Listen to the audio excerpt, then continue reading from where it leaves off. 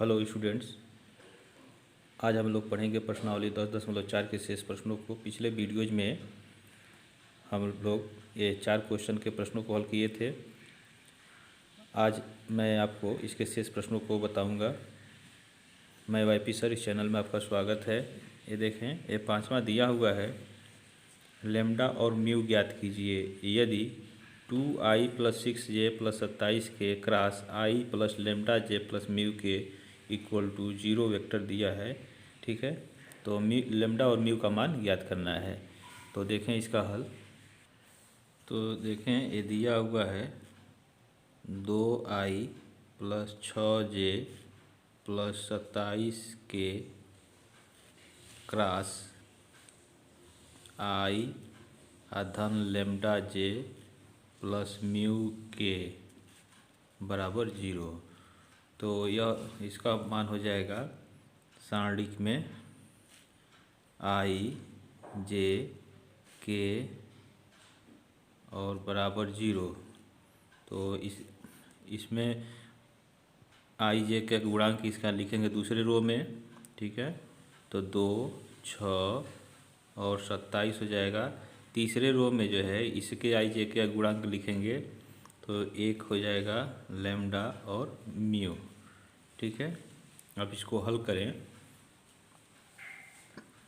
यह 0 वेक्टर है। ठीक है, तो यहाँ देखें, फर्स्ट रो के हिसाब से इसका प्रसार करेंगे तो इस रो को, पहले रो को और पहले कॉलम को छोड़ेंगे तो 6 म्यू हो जाएगा, 6 म्यू और -27 लेम्डा, यह हो जाएगा आई। ठीक, माइनस ब्रैकेट में इस कॉलम को दूसरे को छोड़ेंगे, तीसरे पहले रो को छोड़ेंगे तो 2 म्यू -27, यह हो जाएगा जे, प्लस देखें थर्ड कॉलम को छोड़ देंगे और फर्स्ट रो को, तो 2 लेम्डा -6 हो जाएगा, 2 लेम्डा -6, यह हो जाएगा के बराबर 0 वेक्टर। अब देखें, इसे 0 वेक्टर को हम लिख सकते हैं यहाँ 6 mu -27 lambda i -2 mu -27 j + 2 lambda -6 के बराबर 0 डॉट i + 0 डॉट k और प्लस 0 डॉट, सारी यह j है, j और 0 डॉट k यहाँ हो जाएगा। ठीक है, अब i j के गुणांकों की तुलना करेंगे। तो यहाँ लिखें तुलना करने पर, तो यहाँ देखें i का गुणांक 6 म्यू -27 लेम्डा है और यहाँ जो 0 है, तो 6 म्यू -27 लेम्डा बराबर 0, यह समीकरण नंबर 1 हो गया। और यहाँ देखें ऋण 2 म्यू और -27 बराबर 0, ऋण 2 म्यू -27 बराबर 0 हो जाएगा। तो यहाँ से 2 म्यू -27 बराबर 0 या 2 म्यू बराबर 27, म्यू बराबर 27/2। तो म्यू का मान जो है 27/2 आ गया। अब देखें, तीसरे की तुलना कर दें, तो ये 0 के बराबर हो जाएगा, या म्यू का मान इसमें भी रख दें तब भी निकल जाएगा। ठीक है, तो तुलना ही कर दें तथा 2 लेम्डा -6 बराबर 0, तो 2 लेम्डा बराबर 6 या लेम्डा बराबर 6/2 और यह हो जाएगा लेम्डा बराबर 3। तो लेम्डा का मान 3 और म्यू बराबर 27/2 हो गया। तो यह इसका हल हो गया। ठीक है, नेक्स्ट क्वेश्चन देखें। छठा दिया हुआ है कि vector A dot vector B बराबर 0 और vector A cross vector B बराबर 0 वेक्टर सदिश वेक्टर ए और वेक्टर बी के बारे में आप क्या निष्कर्ष निकाल सकते हैं। ठीक है, तो देखें इसका हल। तो इसे हल करने से पहले आप इस वीडियो को लाइक कर लें फटाफट और इसको अधिक से अधिक शेयर करें। और यदि आप इस चैनल पे नए हैं तो इस चैनल को सब्सक्राइब कर लें, बेल आइकन घंटी को प्रेस कर लें। ठीक है, तो देखें यह vector A dot vector B ये दिया हुआ है। चूँकि अदिश गुणन यह वेक्टर ए और वेक्टर बी का अदिश गुणन दिया हुआ है 0 के बराबर, तो यहाँ से क्या हो सकता है। इसलिए वेक्टर ए बराबर 0 हो सकता है या वेक्टर बी 0 हो सकता है या वेक्टर ए वेक्टर बी पर लंब हो सकता है। ये कंडीशन हो सकता है अगर यदि vector A dot vector B बराबर 0 हो तो। ठीक है, और क्या दिया है तथा यहाँ देखें vector A cross vector B बराबर 0 दिया है। तो इस स्थिति में क्या हो सकता है, vector imply that vector A बराबर 0 हो सकता है या वेक्टर बी बराबर 0 हो सकता है। और क्या हो सकता है, वेक्टर यहाँ 0 अगर दिया है इसका सदिश गुणन, तो यानी दोनों के बीच का कोण जो है 0 हो सकता है। तो जब 0 होगा तो वे समांतर हो जाएंगे, तो वेक्टर ए समांतर हो जाएगा वेक्टर बी के। अब देखें यदि दोनों यह एक साथ हो रहा है तो इसमें जो है एक कामन जो है वेक्टर ए बराबर 0 वेक्टर बी बराबर 0 इसमें भी है और इसमें भी है।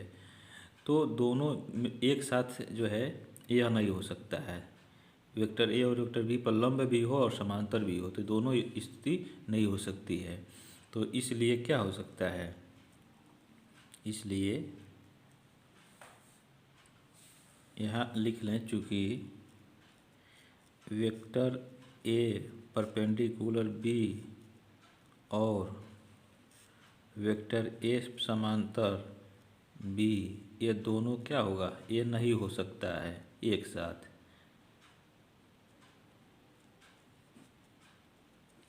इसलिए वेक्टर ए बराबर 0 या वेक्टर बी बराबर 0 यह हो सकता है। ठीक है, तो यह इसका हल हो गया, यह भी है हो सकता है। ठीक है, तो यह इसका हल हो गया। नेक्स्ट क्वेश्चन देखें, सातवां दिया है कि मान लीजिए कि सदिश vector A vector B vector C क्रमशः यह a1i plus a2j plus a3 के और वेक्टर बी जो है दिया है b1i plus b2j plus b3 के और वेक्टर सी जो दिया है c1i plus c2j plus c3 के रूप में दिए हुए हैं। तब दर्शाइए कि वेक्टर ए और cross B plus vector C बराबर vector A cross vector B plus vector A cross vector C ये दिखाना है। तो इसे हम क्या करेंगे कि वेक्टर बी और वेक्टर सी को जोड़ लेंगे। ठीक है, और फिर उसका वेक्टर ए के साथ सदिश गुणन कर लेंगे, तो यह आपका लेफ्ट हैंड साइड हो जाएगा। फिर राइट हैंड साइड लेकर के इसको हल करेंगे तो वेक्टर ए और वेक्टर बी का सदिश गुणन निकाल लेंगे और वेक्टर ए और वेक्टर सी का सदिश गुणन निकाल लेंगे। ठीक है, और फिर दोनों को जोड़ देंगे। तो अब देखेंगे कि लेफ्ट हैंड साइड जो है राइट हैंड साइड के अगर बराबर आ जाता है तो यह सिद्ध हो जाएगा। ठीक है, तो इसी तरह से इसको करेंगे, आसान है। तो ठीक है, तो इसको आप स्वयं हल करेंगे। ठीक है, नेक्स्ट क्वेश्चन देखें, आठवां दिया है कि यदि वेक्टर ए बराबर 0 वेक्टर, ठीक है, और अथवा वेक्टर बी बराबर वेक्टर 0, तब vector A cross vector B बराबर वेक्टर 0 होता है। तो क्या विलोम सत्य है, उदाहरण सहित अपने उत्तर की पुष्टि कीजिए। यदि वेक्टर ए बराबर वेक्टर 0 होता है तो vector A cross vector B का मान 0 आ जाता है। ठीक है, और यदि या वेक्टर बी बराबर वेक्टर 0 है तब भी जो है वेक्टर ए और वेक्टर बी का सदिश गुणन वेक्टर 0 के बराबर होता है।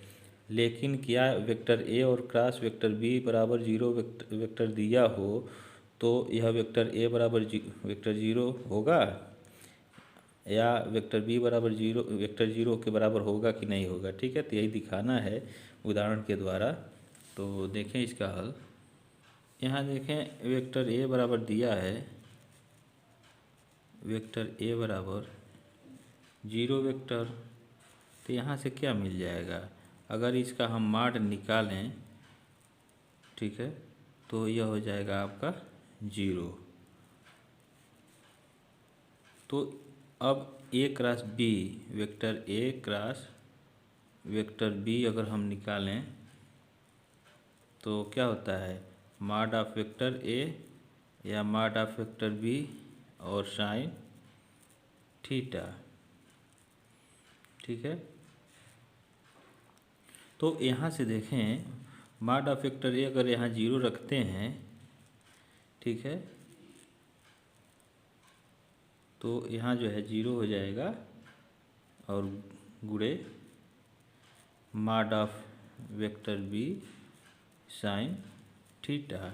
यहाँ लिख लें, चूँकि माड ऑफ वेक्टर ए बराबर 0 तो यह 0 हो जाएगा, vector A cross vector B बराबर 0 हो गया। ठीक है, इसी प्रकार हम लिख सकते हैं, इसी प्रकार यदि यह वेक्टर बी बराबर 0 वेक्टर 0 ये दिया हो, ठीक है, तो यहाँ से इसका माड अगर हम निकालते हैं तो यह 0 के बराबर हो जाएगा। तो इसलिए पुनः जो है vector A cross vector B हम निकालें तो माड ऑफ वेक्टर ए और mod of vector B sine theta.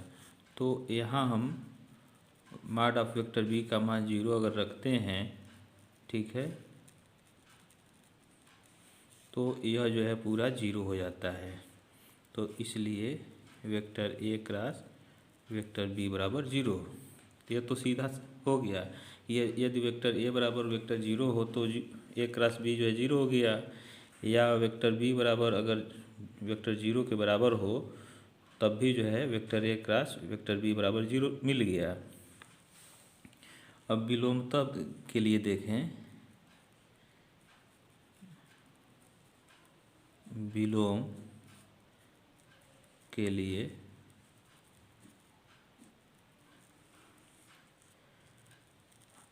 अब उदाहरण के द्वारा दिखाना है तो हम मान लें, माना वेक्टर ए बराबर a1i plus a2j plus a3k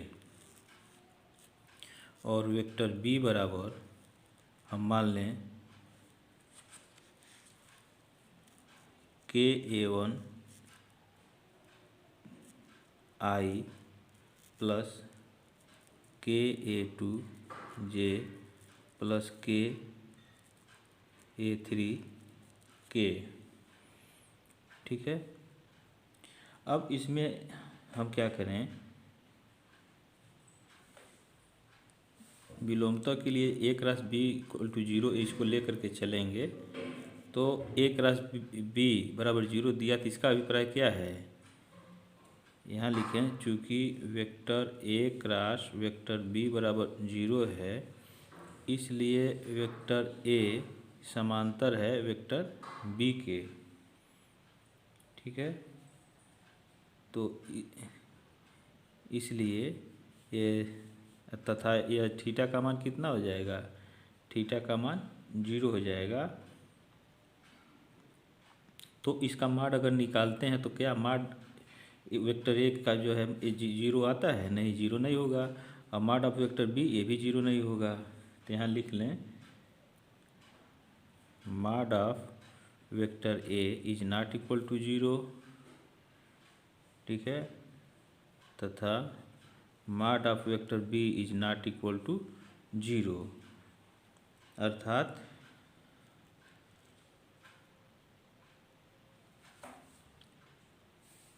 हम कह सकते हैं कि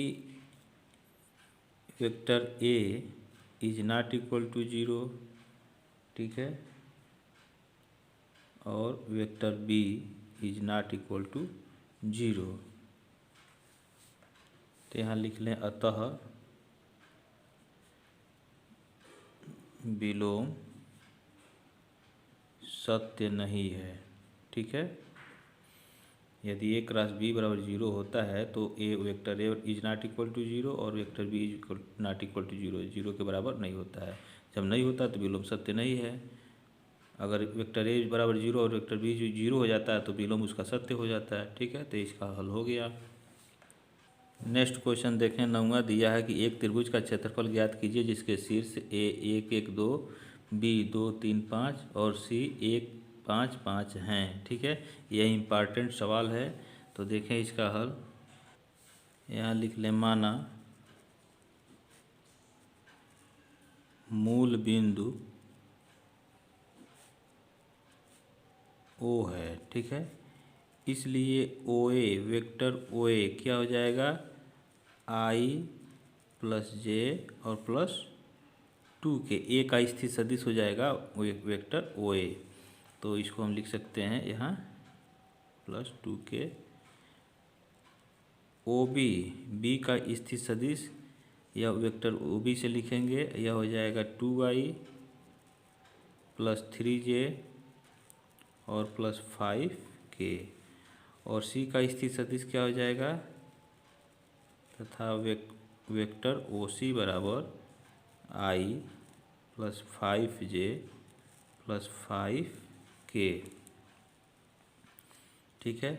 अब यहाँ से हम निकाल लें A B, vector A B. तो वेक्टर ए बी बराबर हो जाएगा बी का स्थिर सदिश यानी vector O B minus A का स्थिर सदिश ओ ए। तो ओ बी का मान यहाँ से लिखें 2i plus 3j plus 5k minus O A I plus J plus 2k, ठीक है। तो यह हो जाएगा कितना, ये कोष्टक तोड़ दें हम तो 2i plus 3j plus 5k minus I minus J minus 2k। तो यह हो जाएगा आई प्लस 2j और प्लस 5 में से 2 गया 3k हो जाएगा, ठीक है। यह हो गया वेक्टर ए बी। अब इसके बाद से वेक्टर ए सी भी हम निकाल लें तथा वेक्टर ए सी। तो सी का स्थिर सदिश vector O C minus A का स्थिर सदिश वेक्टर ओ ए। तो यहाँ ओ सी का मान देखें, यह आई प्लस 5j प्लस 5k है, तो यहाँ लिख लें I plus 5j plus 5k minus O A का मान जो है यहाँ से आई प्लस जे प्लस 2k है, तो I plus J plus 2k, ठीक है।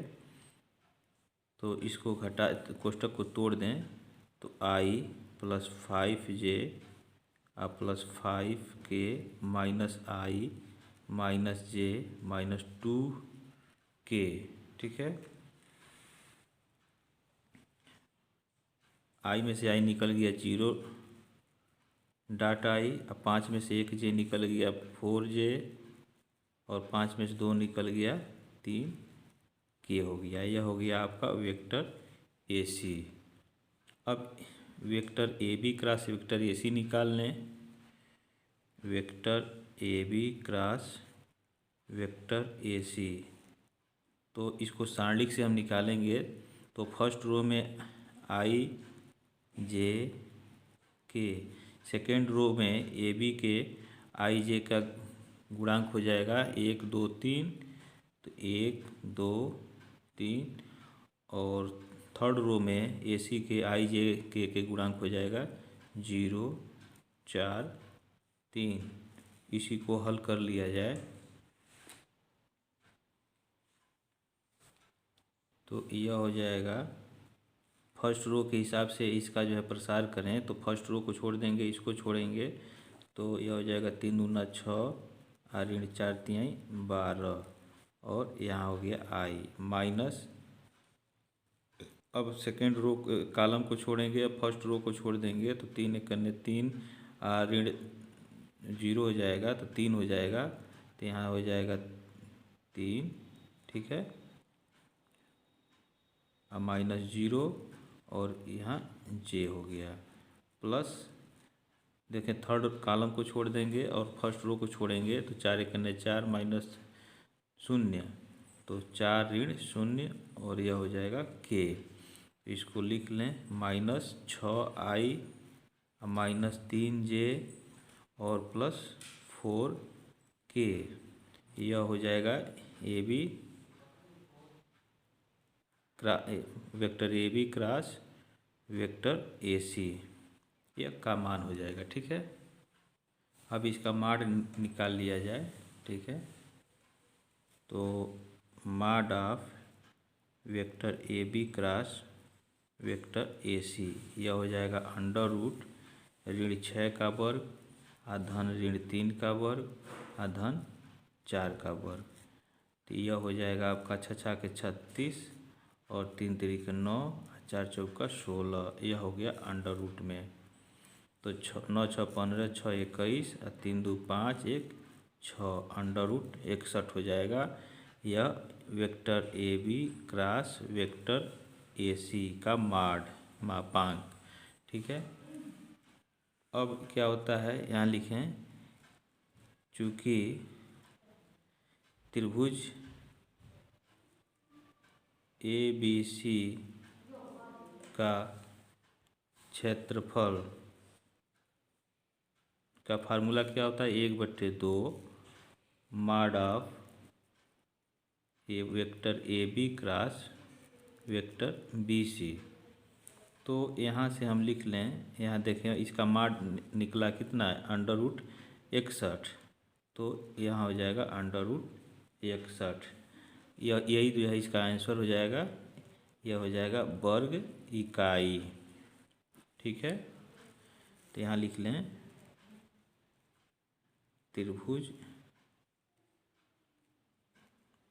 ए बी सी का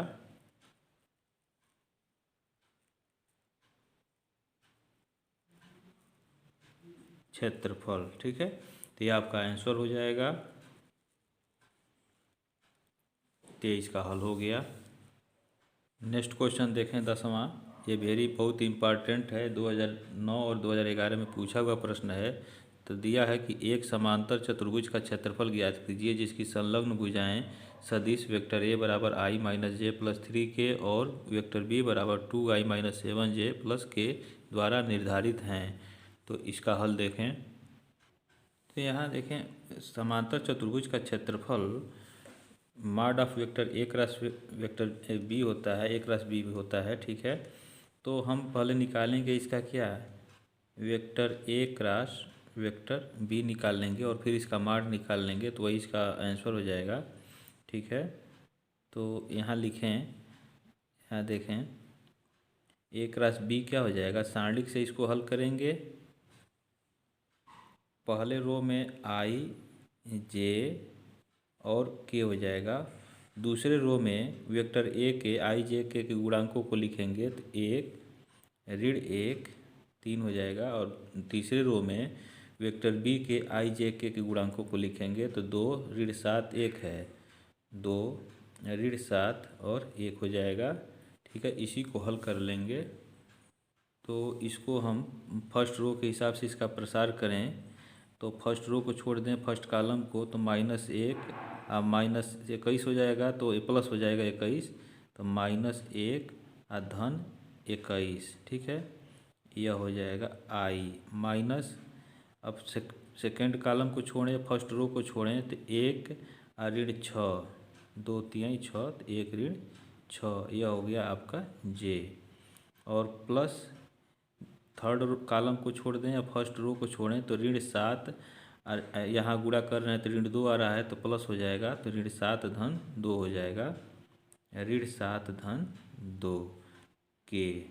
ठीक है, तो यह हो जाएगा 20i, और 6 में से 1 गया 5, ऋण 5 है, ऋण ऋण यहाँ प्लस हो जाएगा तो धन 5j हो गया, और 7 में से 2 गया 5 तो ऋण 5k हो जाएगा। ठीक है, तो यह हो जाएगा vector A cross vector B। ठीक है, तो अब इसका निकाल लें। समांतर चतुर्भुज का क्षेत्रफल यह होता है, चूँकि समांतर चतुर्भुज